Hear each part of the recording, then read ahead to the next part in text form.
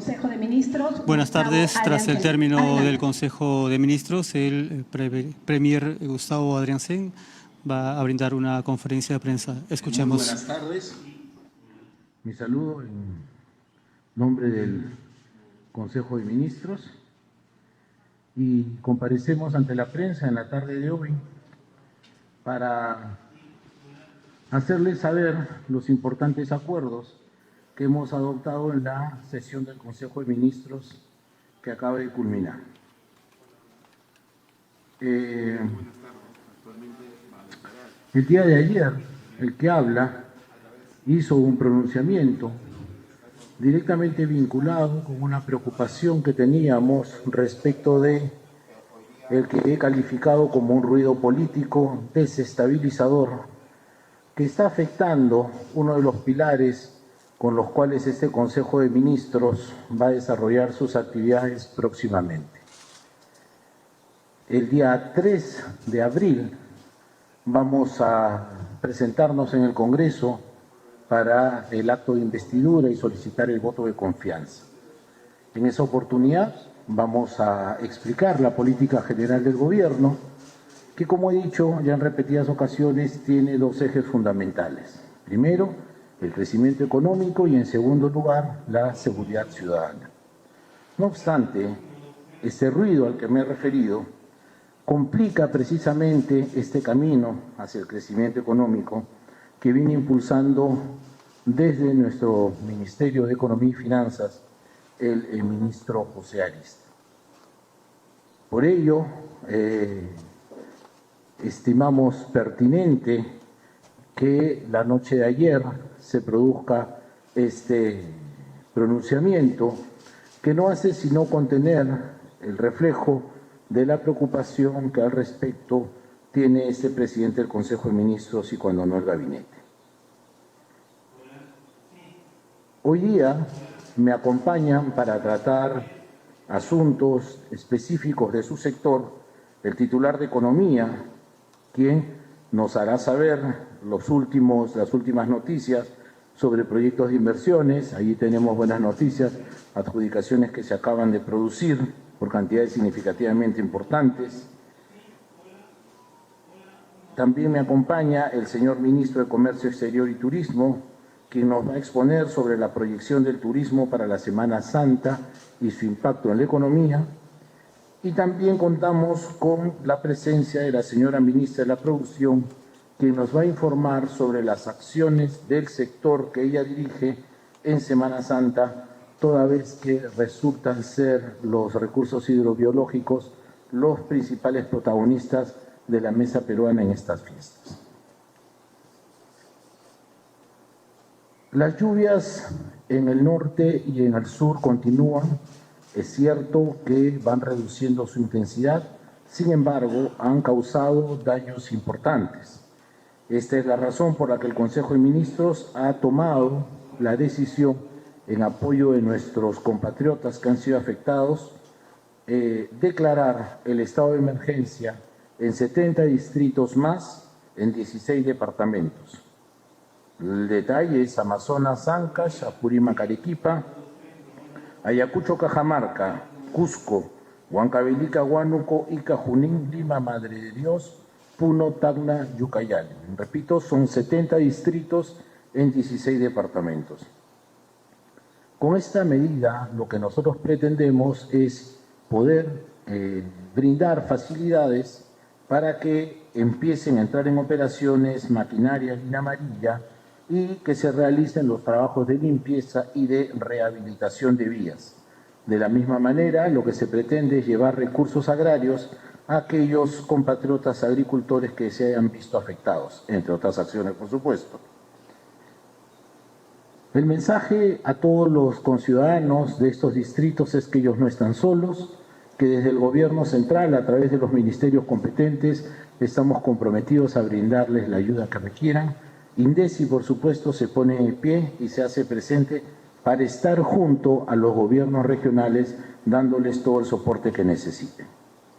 Otro punto importante que quiero referir es la aprobación del Reglamento de Organización y Funciones en su primera sección del denominado OEDI.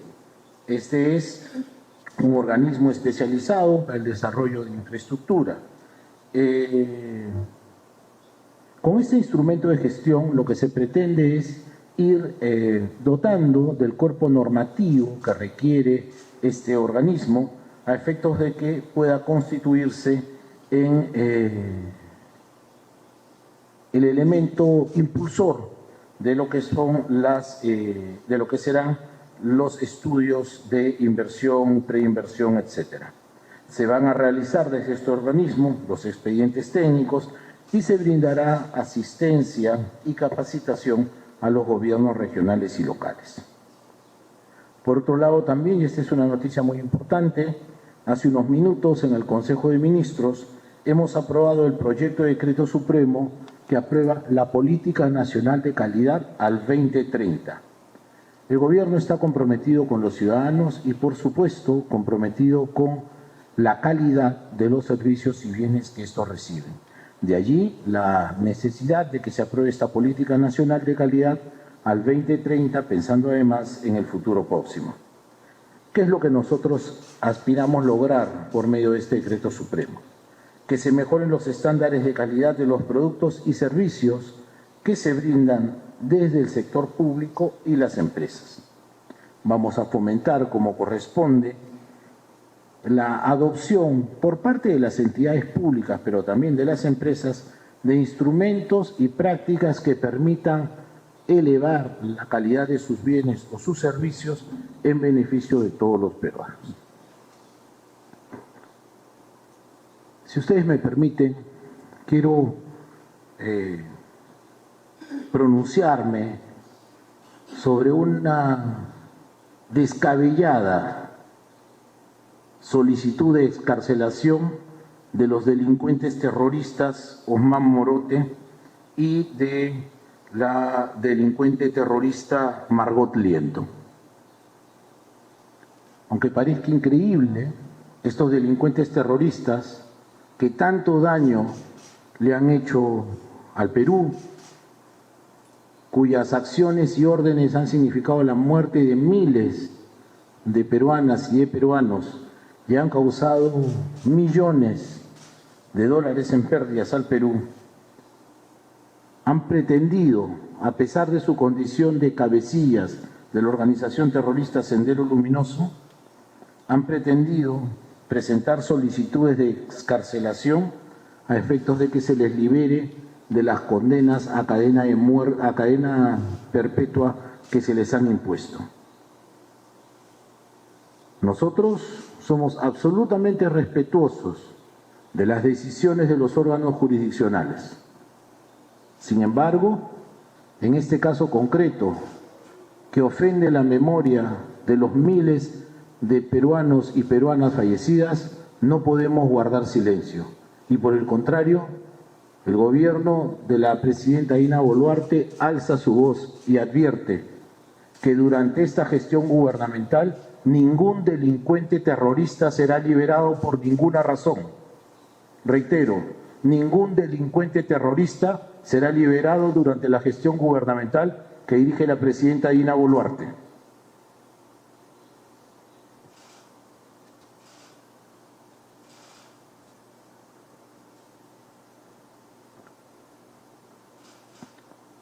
Otro de los puntos a los que me quiero referir es a la posición que ha adoptado el Consejo Directivo de la Asamblea Nacional de Gobernadores Regionales. Hemos leído con preocupación un comunicado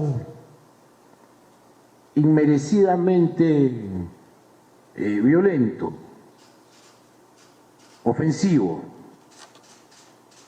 dirigido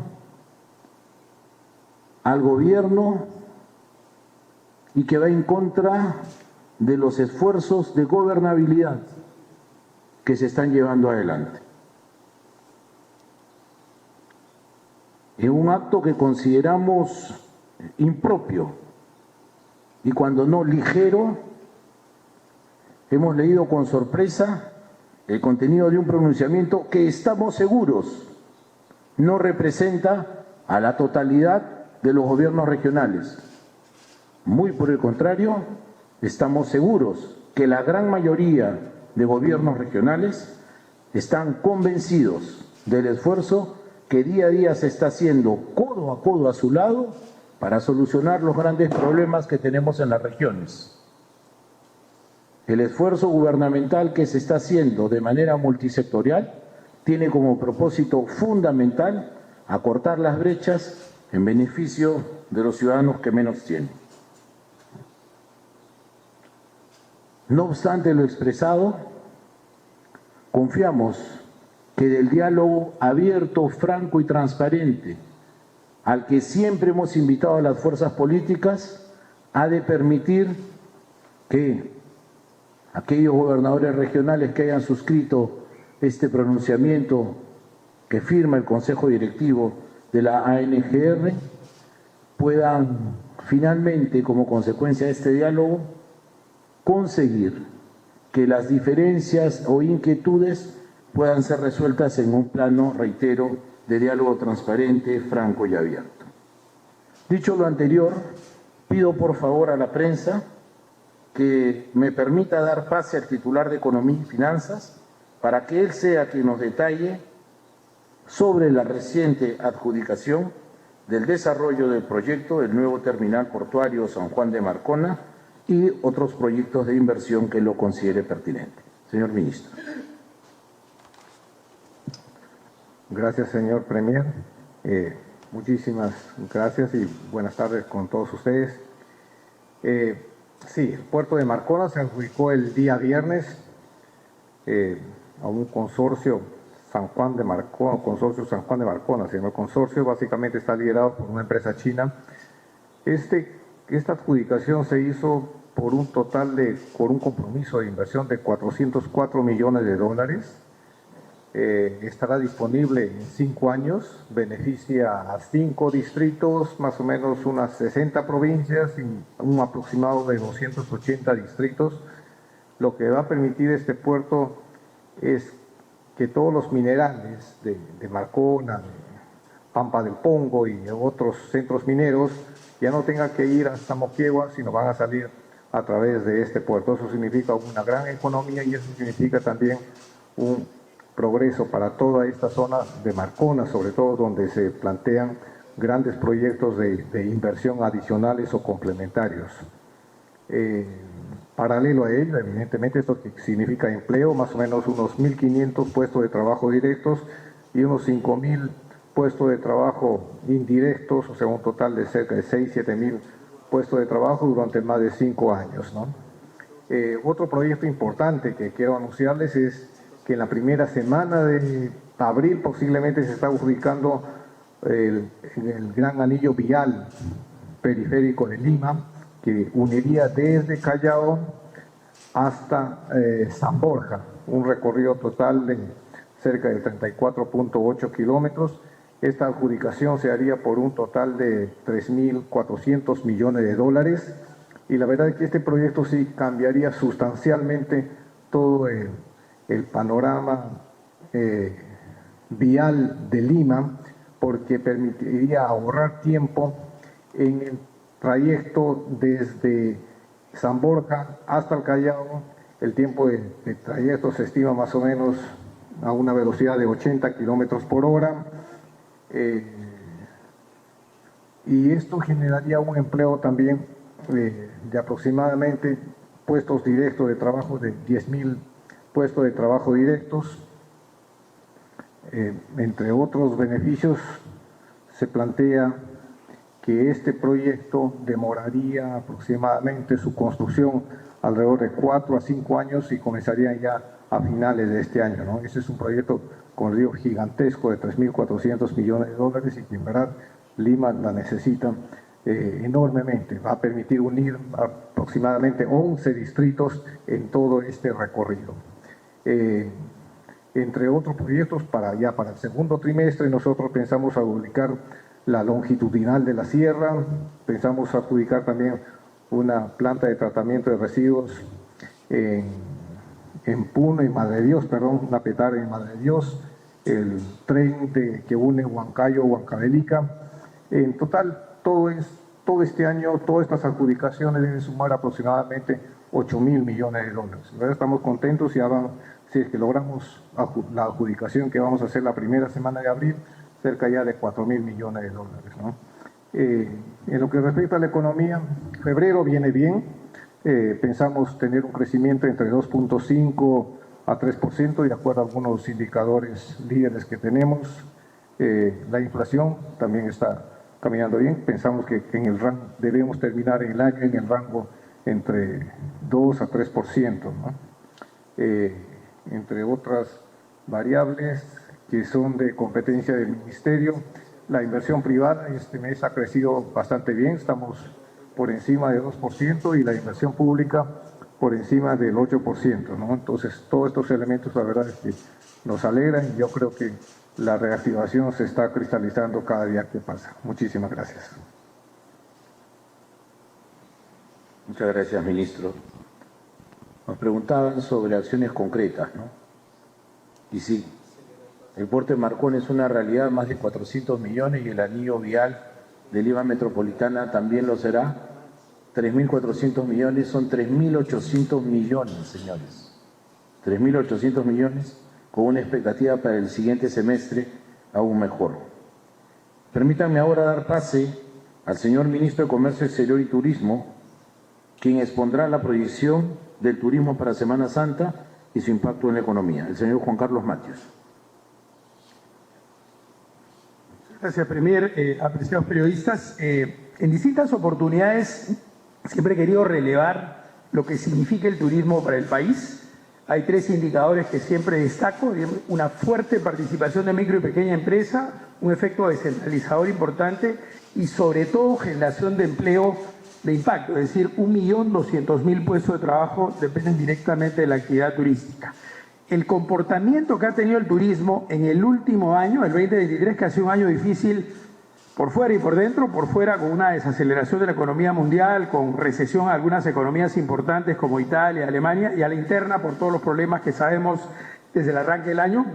A pesar de esas situaciones, la resiliencia del sector turismo se reflejó en un crecimiento del turismo receptivo, el turismo que viene del exterior, que pesa 45%, de cerca de 25%, y el turismo interno creció aproximadamente 30% al cierre del 2023. Como bien menciona el Premier, es importante tener una perspectiva de este 2024. Vamos creciendo más o menos al doble ritmo del año pasado, de lo que va en el primer trimestre, y las expectativas en esta Semana Santa, que es siempre una fecha icónica porque esa fecha, o esas fechas, digamos, más la de fiestas patrias, son los indicadores de cómo se mueve el turismo interno en el país. Estamos estimando que se van a movilizar 1.400.000 personas. Eso significa más de 17% con respecto al año pasado. Hasta hace poco hablamos de 12.5, 11.8, pero hacemos mediciones permanentes en función del impacto que tienen las campañas. Y en materia de impacto económico son 195 millones de dólares. Eso es más de 20% de lo que registramos el año pasado. Eso significa claros indicadores de recuperación, y eso es lo que estamos viendo en todos los casos, porque el esfuerzo se hace trabajando desde el Estado a distintos niveles, siempre con gobiernos regionales, con gobiernos municipales, y en permanente interacción con el sector privado, en lo que significa desarrollo de oferta exportable, campañas promocionales y desarrollo de infraestructura. Solamente, y para cerrar, el día de mañana en Cajamarca se está haciendo la presentación de una de las obras que ha sido trabajada con recursos del Plan Copesco, es los baños termales de Cajamarca, los baños del Inca, que han tenido una modernización con acceso, con iluminación, nuevos pisos, que eso pone como un centro de turismo súper atractivo. Son 20 millones de soles lo que se ha invertido ahí. Y de acá a junio, para que tengan una idea de cómo se va reflejando el resultado del trabajo de meses atrás, se entregarán 6 obras. Esa es la primera de 6. La sexta va a ser entregada a mitad de junio, que es una obra en Ucayali, frente a Yarinacocha, que es un bulevar espectacular que está prácticamente terminado, y para esa fecha terminado definitivamente, ¿no? Muchas gracias.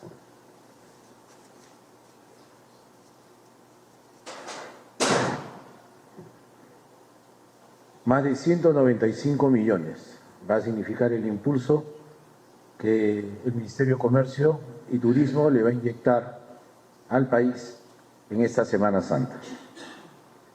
Me corresponde ahora dar pase a la señora ministra de la Producción, que nos informará sobre las acciones de su sector, precisamente en esta Semana Santa, donde uno de los grandes protagonistas de la mesa peruana son los recursos hidrobiológicos. Ana María, adelante.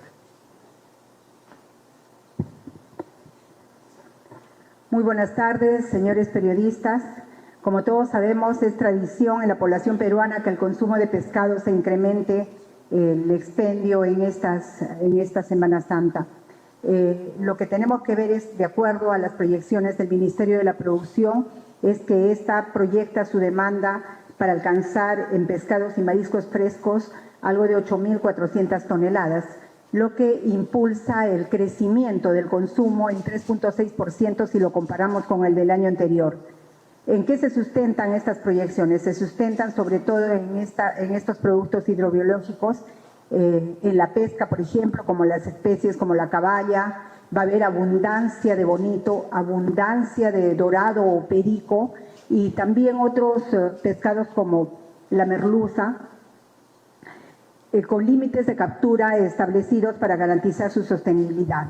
En estos días hemos estado en los principales terminales pesqueros de Villa María del Triunfo, por ejemplo, y esta mañana estuvimos en el de Ventanilla. ¿Qué es lo que hacemos? Junto a Sanipes.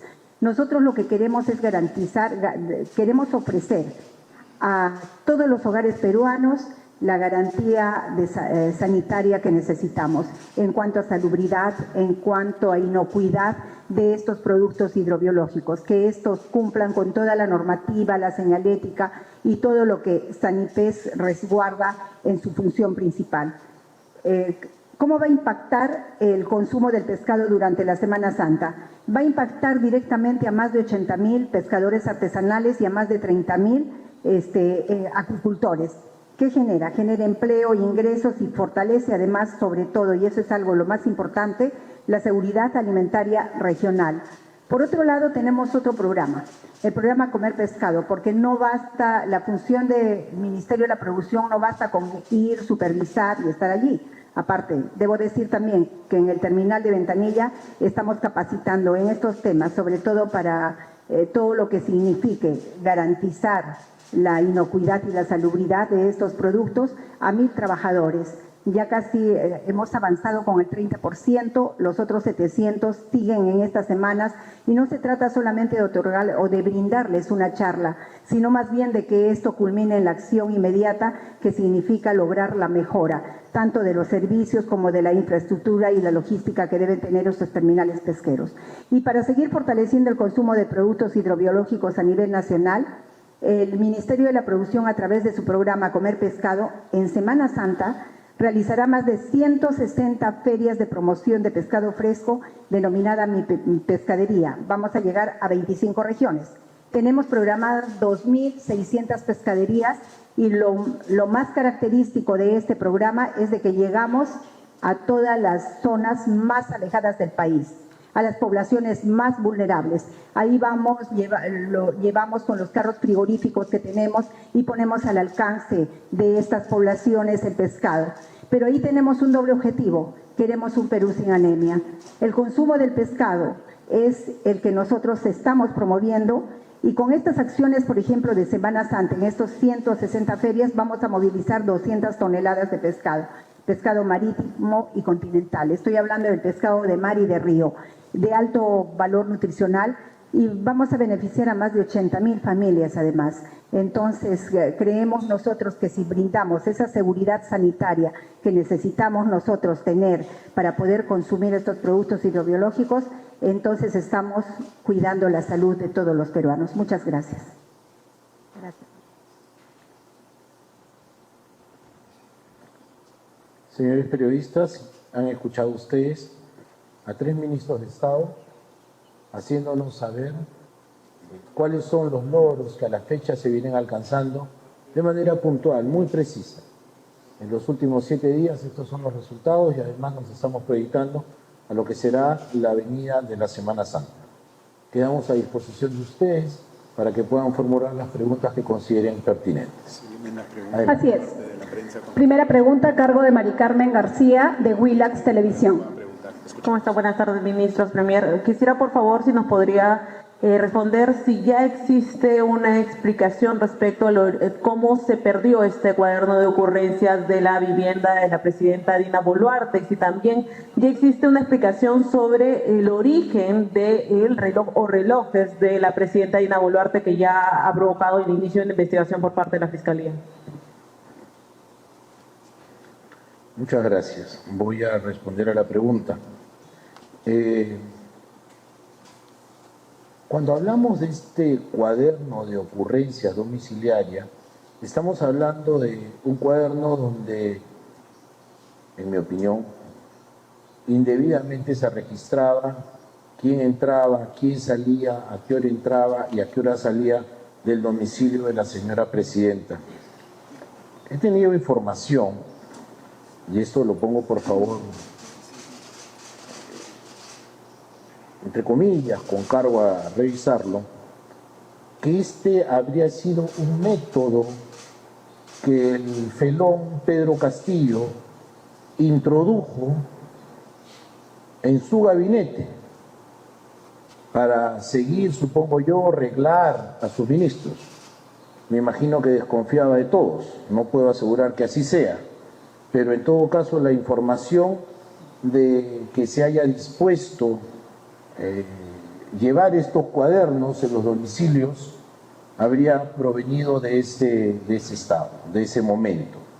Nosotros, por supuesto, enterados de esta irregular práctica, porque como ustedes comprenderán, resulta por lo menos incómodo, perturbador, que alguien esté tomando noticia de quién entra, a qué hora entra y quién sale y a qué hora sale de tu domicilio, toda vez que entiendo yo son espacios privados, ¿correcto? El modo y circunstancias en que esto ha ocurrido sigue siendo objeto de investigación por parte de la Inspectoría General de la Policía Nacional, toda vez que los miembros de seguridad del Estado dependen de la Policía Nacional y es en la Inspectoría General de esta institución donde se están realizando las investigaciones. Con relación al origen de los relojes, presumo que usted se refiere a aquel inicio de indagaciones preliminares que se sigue ante el Ministerio Público por la presunta comisión de los delitos de enriquecimiento ilícito y además de omisión de declaración jurada.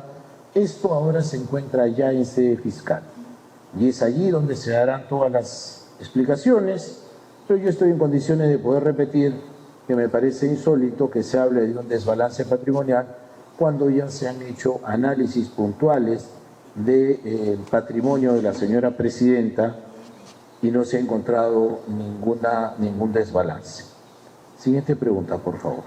Sí, pregunta de Omar Coca, de Exitosa. Premier, ministros, buenas tardes. Estamos en vivo para Exitosa.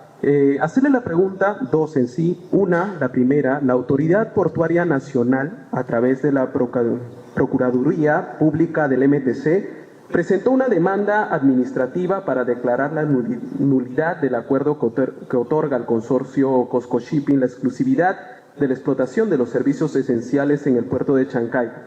¿Cómo va ese proceso o qué explicación nos puede dar? Porque prácticamente es el Estado versus el Estado.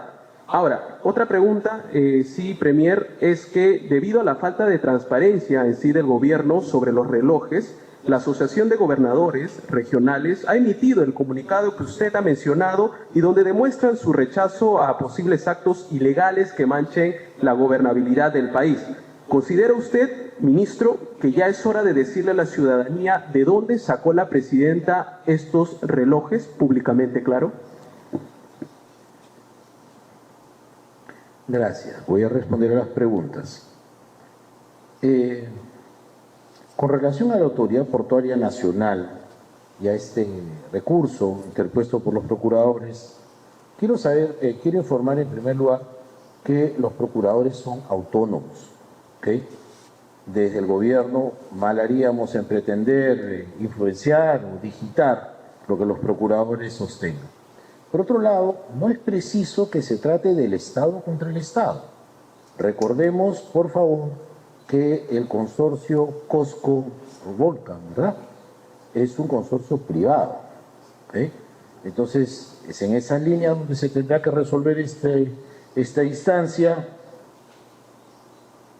Permítame que lo confiese, no conozco el expediente, mal haría yo en pronunciarme sobre aquello. Con relación a su afirmación en la que usted sostiene que habría falta de transparencia por parte del gobierno y refiere la existencia de un comunicado al que yo me había referido hace unos momentos, emitido por la Asamblea Nacional de Gobiernos Regionales. Yo estoy en condiciones, por favor. Acabamos de recibir información de este comunicado firmado por 18 gobernadores regionales.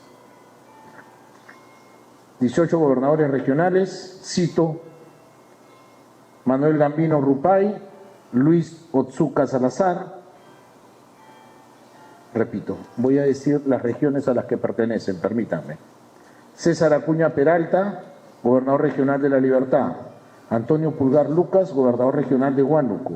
Zósimo Cárdenas Muge, gobernador regional de Junín. Luis Torres Robledo, gobernador regional de Tacna. Luis Neira León, gobernador regional de Piura. Jorge Carlos Hurtado Herrera, gobernador regional de Ica. Leoncio Guayani Taipe, gobernador regional de Huancavelica. Juan Luis Chombo Heredia, gobernador regional de Pasco. Gilia Ninfa Gutiérrez Ayala, gobernador regional de Moquegua. Manuel Gambino Rupay, gobernador regional de Ucayali. Luis Otsuka Salazar, gobernador regional de Madre de Dios. Percy Godoy Medina, gobernador regional de Apurímac. Segismundo Cruces Ordinola, gobernador regional de Tumbes. Ciro Castillo Rojo, gobernador regional del Callao. Jorge Pérez Flores, gobernador regional de Lambayeque. Rafael López Aliaga, Municipalidad Metropolitana de Lima. Walter Grundel Jiménez, gobernador regional de San Martín. Rosa Vázquez Cuadrado, Lima Provincias. Los gobernadores que he mencionado, en un comunicado que ya se ha hecho público, dicen lo siguiente: el Consejo Directivo de la Asamblea Nacional de Gobiernos Regionales no puede arrogarse la representatividad del total de los gobiernos regionales al emitir pronunciamientos que no han merecido el consenso de las autoridades que los representan. Creo yo que con esto doy respuesta a su pregunta. Siguiente pregunta, por favor. Última pregunta a cargo de Juan Carlos Portilla, de Latina Televisión. Bien, ¿cómo está? Buenas tardes. Usted ha señalado que este cuaderno de ocurrencias en relación al domicilio de la presidenta Dina Boluarte es una práctica irregular, entiendo, que no debería estar refrendada, pero pareciera que es una costumbre policial suscribir o por lo menos dejar constancia de quién visita a un funcionario, siendo que esa vivienda en todo caso está resguardada por efectivos de la Policía Nacional. Y esto lo traigo a colación en el sentido de que, por ejemplo, el presidente Castillo se reunía en Zarratea, era su domicilio, decía él, con personas, y se le exigió a él que dijera con quiénes se había reunido en Zarratea. No es lo mismo, de repente, por un tema de transparencia, que se conozca, si bien ese cuaderno no es público, que se conozca con quién se reúne la presidenta en su domicilio. O sea, no estamos hablando de un funcionario de tercer nivel, estamos hablando de la presidenta de la República. Y si me permite solo un acápite, el Congreso ha aprobado el retiro de las 4 UITs de los fondos de AFP, de repente el ministro de Economía pudiera dar una respuesta sobre eso. Y también un apunte para el ministro de Economía, si se ha retrocedido en el tema de las municipalidades con las cajas municipales. ¿Esto se ha debido a qué? ¿A una reunión, a una presión? Si pudiera absolvernos esas inquietudes, muy amable. A ver, si me permite, de la manera más respetuosa. Me parece inaceptable que nos comparen con el gobierno golpista anterior y, en segundo lugar, que se pueda hacer una asociación de los ilícitos que todos sabemos se producían en la Casa de Zarratea con los que, con las acciones normales y familiares que se pueden realizar en los domicilios de la presidenta, del que hablo, de los ministros. Todos recordamos con por lo menos estupor lo que veíamos que ocurría en Zarratea. Este no es el caso en este gobierno y en este gabinete no tenemos ninguna denuncia por corrupción, ni siquiera indicios. No tengo que decirlos, ustedes son los primeros fiscalizadores. No ustedes quizá porque ustedes tienen sede aquí, pero vuestros colegas están permanentemente en todas partes, inclusive por nuestros domicilios, en el domicilio de la señora presidenta, y si hubiesen advertido alguna irregularidad, estoy seguro que nos las dirían. Son casas de familias honorables, y donde lo que hacemos es desarrollar vida privada. Por eso es que nosotros hemos pedido el respeto a este espacio privado. Nuestras comparecencias son como funcionarios públicos y lo hacemos aquí. Con relación a lo que recientemente ha aprobado la Comisión del Congreso respecto de la liberación de las 4 UITs y la pregunta sobre las cajas, si usted me permite, voy a dejar a nuestro ministro de Economía para que las resuelva. Con ello concluimos. Gracias. Gracias, Premier. Sí, respecto a la aprobación del retiro de las 4 UITs, tengo entendido que recién se ha aprobado en la Comisión de Economía. Se evaluará con ellos